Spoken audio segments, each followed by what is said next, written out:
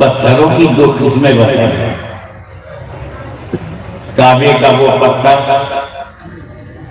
जो पूजा जाता था, एक वो पत्थर जो चूमा जाता था। जो पूजे जाते थे सब बाहर, जो चूमा जाता था भी अंदर। मेरे नबी ने जाहिर कर दिया कि पूजना और है, चूमना और।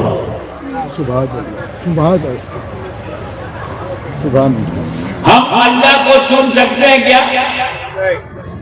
कोई साहब अल्लाह को चूम सकते हैं? तो जब अल्लाह को चूम नहीं सकते तो जब चूमोगे किसी को तो अल्लाह हो नहीं सकता। तो शिर्क कैसे होगा? हम लोग खुदा के आगे इबादत का सजदा करते हैं, किसी और के आगे करेंगे तो शिर्क। खुदा को तो चूमा ही नहीं जा सकता। न चूमा जा सकता, बिल्कुल नहीं चूम सकते। नबी ने क्यों चूमा? ताकि पता चले न हर पत्थर पूजा जाता है, न हर पत्थर चूमा जाता है। अल्लाह वाले ही चूमे जाते हैं जो अल्लाह को पसंद है। ये हजर अल्लाह को पसंद है इसलिए चूमा जाएगा। साहब क्या बोले? तो जन्नती हजर है इसलिए चूमा, जन्नती हजर है इसलिए हम चूमते हैं। मुफ्ती साहब क्यों चूमा? मौलवी साहब आपने क्यों चूमा? जन्नती हजर। अच्छा, जन्नती हजर है इसलिए चूमा। तो जन्नती बशर क्यों नहीं चूमते? जन्नती हजर बड़ा है या जन्नती बशर बड़ा है?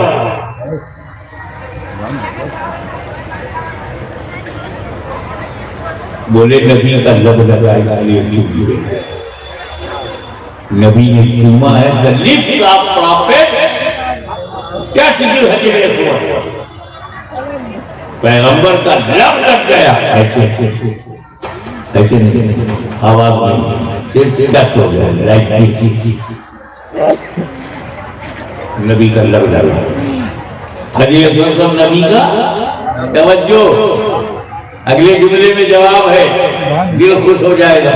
नबी का लब लगा।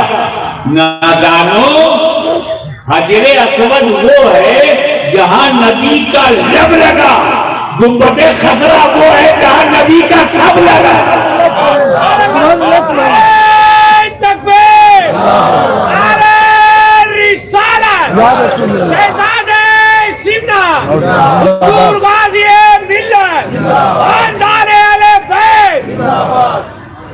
काबे में नबी का लब लगा, कब्र में नबी का सब लगा। जब लब लगने का ये आलम है तो सब लगने का आलम क्या हो? और लगे पर एक बात कहूं, शायद दिल को लगे। हाजी अस्वद से लगा तो हट गया, लगा तो हो गया, लगा तो हो गया। और कब्र से लगा तो 1400 साल गुजर गए, अभी भी लगा। जब टेम्पोरेरी का ये आलम है तो परमानेंट का आलम क्या होगा? सुभान। अरे रसूल ने हजर को चूमा है, हम हजर को चूमेंगे। पत्थर को चूमा, हम पत्थर को चूमेंगे। इंसान को नहीं चूमा जो हम इंसान को चूमे। तुम इंसानों को क्यों चूमते हो? बशर को नहीं चूमा जो हम बशर को चूमे। मनुष्य को रसूल ने नहीं चूमा जो हम मनुष्य को चूमे। मानव को नहीं चूमा जो हम मानव को चूमे। इंसान को नहीं चूमा जो हम इंसान को चूमे। ऐसा कोई गए तो बोला ये नबी ने बशर को भी चूमा, आदमी को भी चूमा है, इंसान को भी चूमा है नबी ने। बता, इमाम हसन को चूमा है कि नहीं? इमाम हुसैन को चूमा है कि नहीं? पेशानी हसन को चूमा है कि नहीं? गुलुए हुसैन को चूमा है कि नहीं? मेरे नबी ने अल्लाह के घर में हजरत अस्वद को चूमा, अपने घर में हसन हुसैन को चूमा।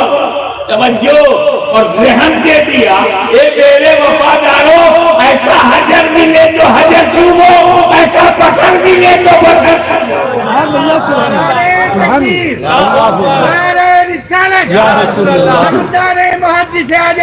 जिंदाबाद जिंदाबाद। इस सिलसिले में आखिरी बात, चूमना शिर्क नहीं है। चूमना 3 किस्म का है। चूमना सवाब है, चूमना ना अज़ाब है ना सवाब है। चूमना हराम है, चूमना सवाब है, चूमना हराम है, चूमना जायज है। किसी लड़के ने अपनी माँ का कदम चूमा, बेटे ने माँ बाप का कदम चूमा, सवाब है। बीवी बच्चों को चूमा, जायज है।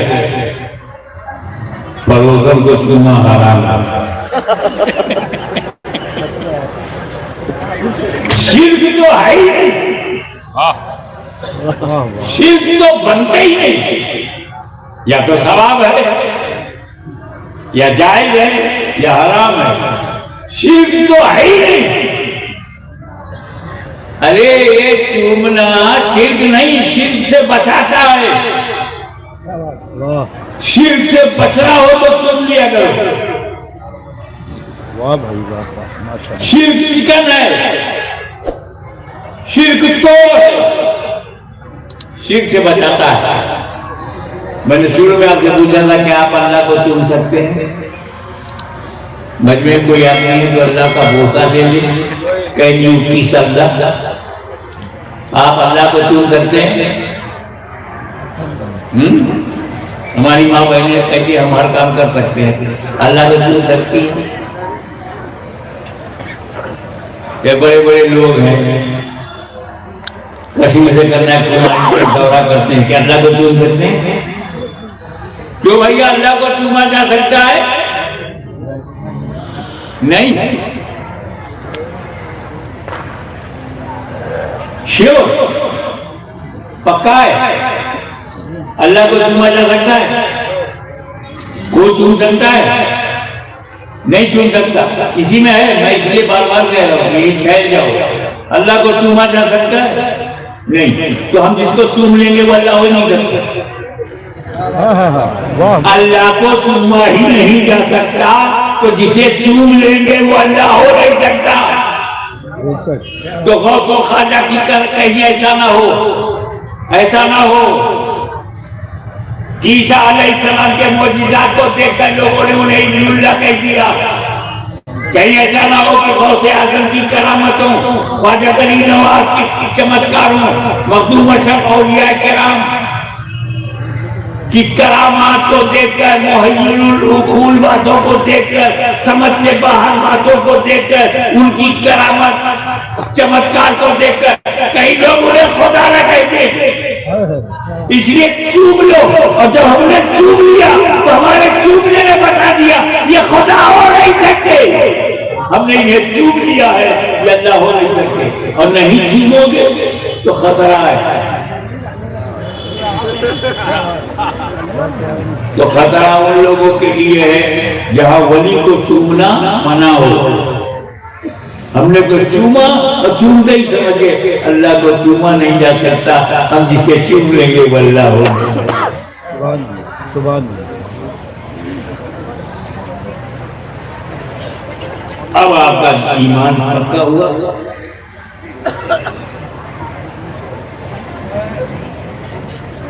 आपको भारत की धरती पर इस्लाम आया है, ये सब नबी का काम है। हुजूर सल्लल्लाहु अलैहि वसल्लम ने मक्का मदीना में इस्लाम फैलाया है, जज़ीरतुल अरब में फैलाया। कुछ दिनों के बाद उनकी रूहानियत पाक ने चाहा कि ये और फैले इस्लाम। आपको कैसे समझाऊं? आपकी खेती होती है ना, कृषि, फसल कैसे पैदा करें? अच्छा किसान वही है जो स्वस्थ बीज को फिर अनुरूप जमीन पर डाला। खेती के लिए 3 बात जरूरी है। बीज अच्छा हो, जमीन अनुकूल हो, वातावरण फेवरेबल हो, गर्मी सर्दी बरसात,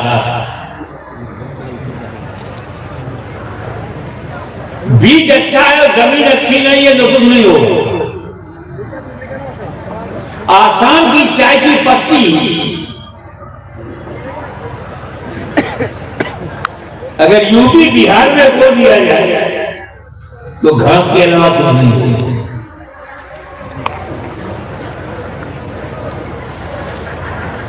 अगर पंजाब का बासमती चावल छत्तीसगढ़ में बोया जाए तो बासमती नहीं होगा।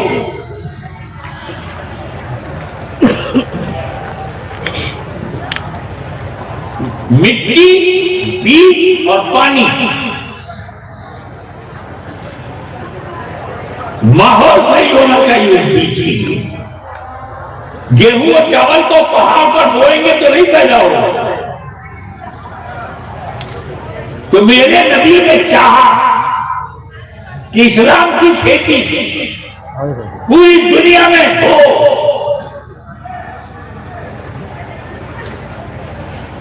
तो सामने इराक आया। इराक कूफियों का शहर, बुज़दिलों का शहर, बेवफाओं का शहर कूफा,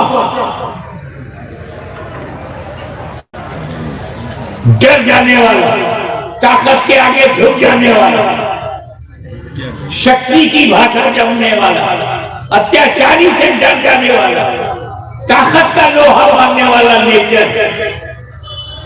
ऐसे माहौल में कौन सा बीज भेजा जाए? तो रसूल पाक ने अपने मदनी बीज भंडार से इराक को जो भेजा उसे गौसे आजम कहते हैं। गौसे आजम का दबदबा मजहरे कादिरे मुतलक, वो गौसे आजम जिसकी सुबह शाम पर सैयदे कायनात की नजर हो, वो गौसे आजम कि हर सांस याद इलाही में मुस्तगरक हो, वो गौसे आजम जिसे निकलता हुआ सूरज सलाम करे और डूबता हुआ सूरज पैगाम देके जाए। उस गौसे आजम की कुदरतों ताकत के आगे पूरा इराक सरेंडर हो गया, इस्लाम को ताकत नहीं। ये नबी करीम के ज़हन में तुर्किस्तान, अफगानिस्तान, पख्तूनिस्तान, वजीरिस्तान, पठानिस्तान, पहाड़िस्तान, ये जब दिमाग में आया, इल्म में आया, यहाँ कौन सा बीज भेजा जाए, अफगानिस्तान में कौन सा बीज भेजा जाए। ये कड़क दिमाग, कड़क दिल, पत्थर, अकल में पत्थर, दिल में पथरीलापन, नेचर में कड़क, कौन सा बीज भेजा जाए।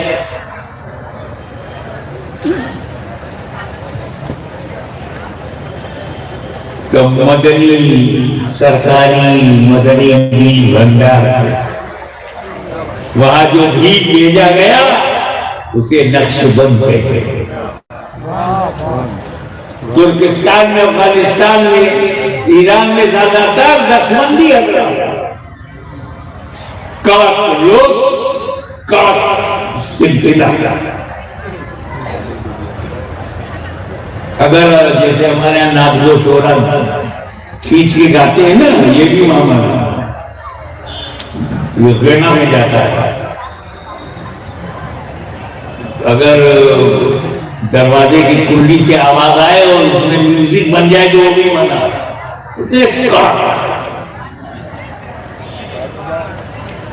तो अफगानी लोग भी तो बहुत कड़क मिजाज के हैं। एक बंबई में मुझे मिला था, काबुल से आया हुआ था, मैंने ये पूछ लिया तेरे कितने बच्चे हैं? बोले 2 मेरे बच्चे हैं, 2 अपनी अम्मा के। मैं कहा ये तो मैं समझा ही नहीं, 2 बच्चे तेरे हैं, 2 अम्मा के। कहा मेरे 2 बच्चे बंदूक चलाते हैं, शिकार कर लेते, अभी 2 बच्चे बंदूक नहीं उठा सकते, वो अपनी अम्मा। इसकी सोच ये हो, बड़ी बड़ी सुपर पावर को हटा दिया, रूस को भगा दिया, अमेरिका को हटा दिया, ऐसे लोग। लेकिन जब मेरे नबी के सामने भारत है, ये भारत है, यहाँ की आबो हवा अलग है, यहाँ की सोच अलग है, यहाँ की मानसिकता अलग है, यहाँ कण कण में प्रेम है, प्रीत, गीत है, संगीत है। ये ऐसा देश है। अबे खुशी में कोई नाचे कूदे वो भी मना है, लेकिन समझ सकते हैं यार, एक्साइटमेंट में पागल हो गए, नाच रहा है, म्यूजिक बजा रहा है। या तो वो देश है कि शादी ब्याह में तो बचता ही है, मर जाए तो भी बगैर म्यूजिक के नहीं। मैं अपने घर पे बैठा हुआ था, एक जनाजा जा रहा था, आगे गाड़ी थी, उसमें से धुआं निकल रहा था, और उसके बाद पीछे खड़ा था एक म्यूजिक का, टुन टुन टुन टुन टुन टुन टुन टुन। लगे यार मरने में भी म्यूजिक। ऐसे देश में कौन सा चीज भेजा जाए जो देश प्रेम का है, भक्ति का है, जो देश प्रीत का देश है, रीत का देश है, संगीत का देश है, वहां कौन सा बीज भेजा जाए? तो मेरे रसूल ने मदनी बीज भंडार से जिस बीज को भेजा उसे ख्वाजा गरीब नवाज कहते हैं।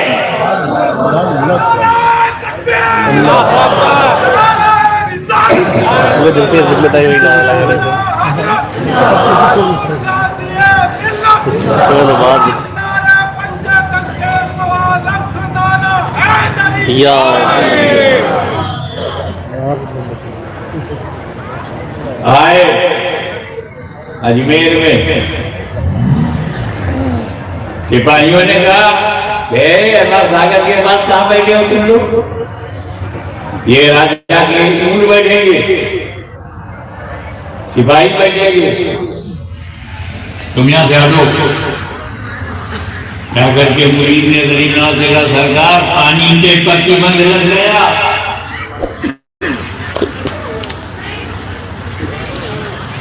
अब सागर का पानी हम नहीं पी सकते, सरकार मुस्कुराए, बोले बेटा ये पहली बार प्रतिबंध नहीं लगाएगा। इससे पहले यजीद ने, उसकी फौज ने मेरे दादा इमाम हुसैन पर भी पानी का प्रतिबंध लगाया था। फर्क ये है कि जमाने में यजीद था, इस जमाने में पलीद है। प्रतिबंध लगाया। एक से आप कहने लगे, ये बताइए फिर क्या हुआ? गरीब नवाज ने कहा, ये मेरा प्याला ले जाओ, अना सागर से कहना हसन संदरी ने बुलाया है। दुनिया हैरत में है,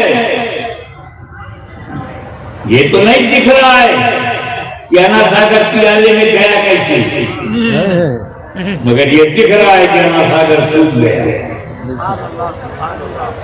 हाहाकार,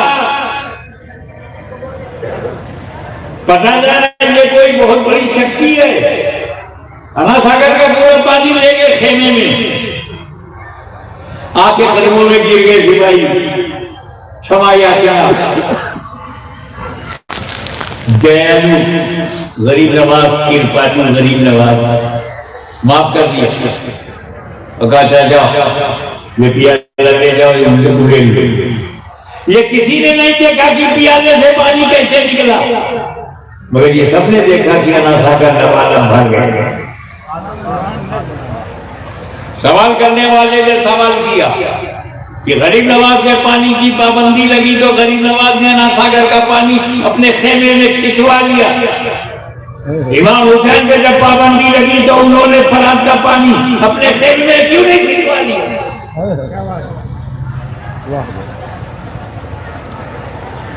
गरीब नवाज तो पानी अपने खेमे में ले आए और गरीब नवाज के वालिद के वालिद के वालिद के वालिद का जाने कितने वालिद के बाद वालिद इमाम हुसैन,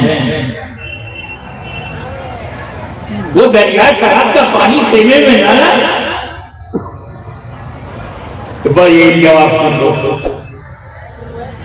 इमाम हुसैन और ख्वाजा गरीब नवाज अलग अलग ड्यूटी पे है। हर जिम्मेदार को अपनी ड्यूटी प्यारी होती है, जगह नहीं, ड्यूटी क्या है। करबला में हुसैन की क्या ड्यूटी है और अजमेर में गरीब नवाज की क्या ड्यूटी है। दोनों की ड्यूटी अलग अलग। गरीब नवाज को हिंदुस्तान भेजा गया था इस्लाम फैलाने के लिए। गरीब नवाज को भारत भेजा गया था इस्लाम फैलाने के लिए और हुसैन करबला में गए इस्लाम बचाने के लिए। सुभान तो बचाने के लिए गए थे, ये फैलाने के लिए आए थे। तो फैलाने के लिए करामत चाहिए और बचाने के लिए इस्तिकामत चाहिए। अल इस्तिकामत फौकल करामा, इस्तिकामत करामत के भारी है। इमाम हुसैन गरीब नवाज के भारी है। सुभान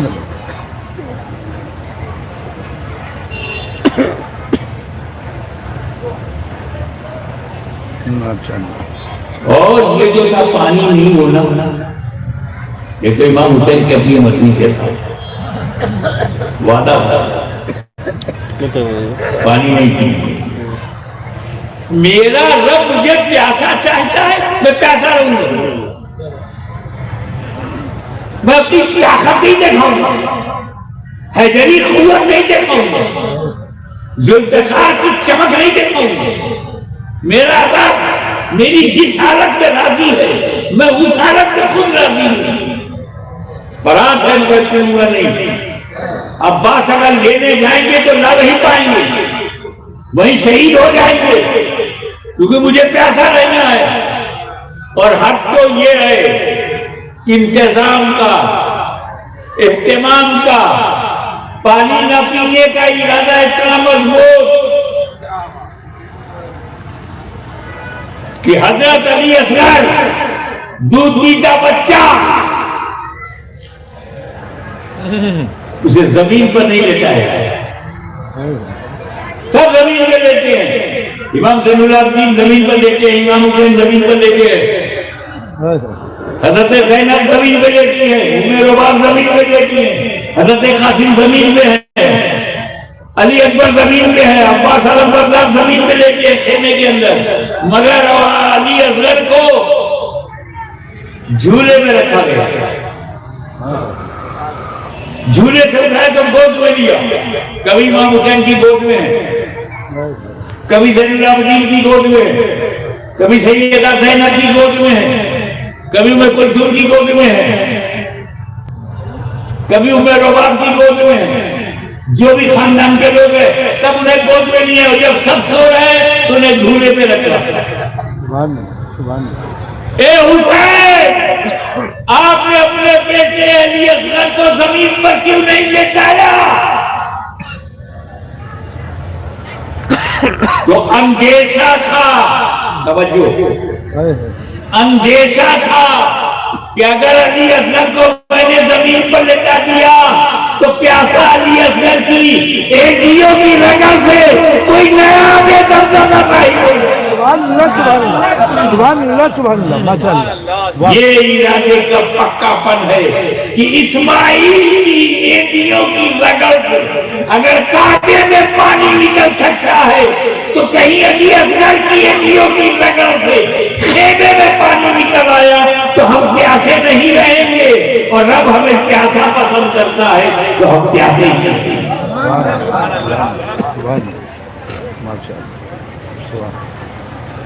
भारत में दो किस्म के मुसलमान आए। बाहर से भारत में दो किस्म के मुसलमान आए। ये भारत को समझना चाहिए। एक ही लाठी से सबको नहीं हाँकना। दो प्रकार के मुसलमान आए बाहर। एक आया जमीन के लिए, जो जमीन के लिए आया वो सेना लेके आया। जो जमीन के लिए आया वो 12,000 के फौज लेके आया। जो जमीन के लिए आया वो तोप लेके आया, हथियार लेके आया।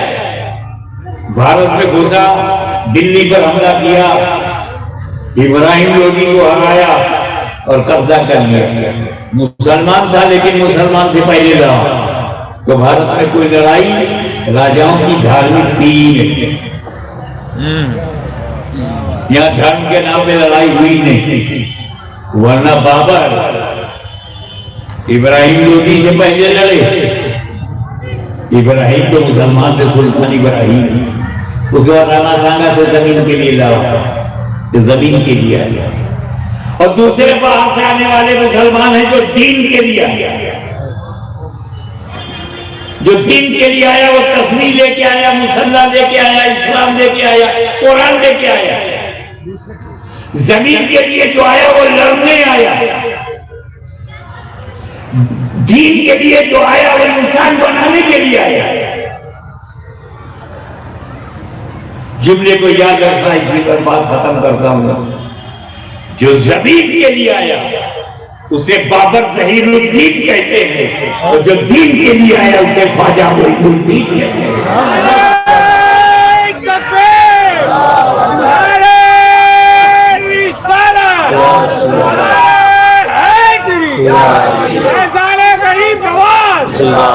इसे मुसलमानों डरना मत। वक्त चाहे जैसा हो, समय चाहे जैसा हो, डरना मत। तुम्हें कोई खतरा नहीं। तुम गरीब हो, तुम्हें कोई खतरा नहीं। तुम वजीर नहीं हो, तुम अमीर नहीं हो। तुम गरीब हो, तुम्हें कोई खतरा नहीं, क्योंकि अमीर को बचाने के लिए कोई अमीर नवाज नहीं है। गरीब को बचाने के लिए गरीब नवाज है।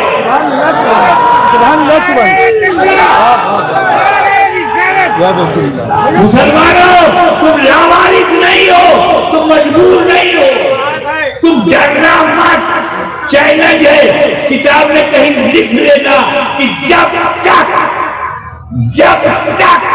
भारत में ख्वाजा खादिकान रहेगा, मुसलमान भी रहेगा।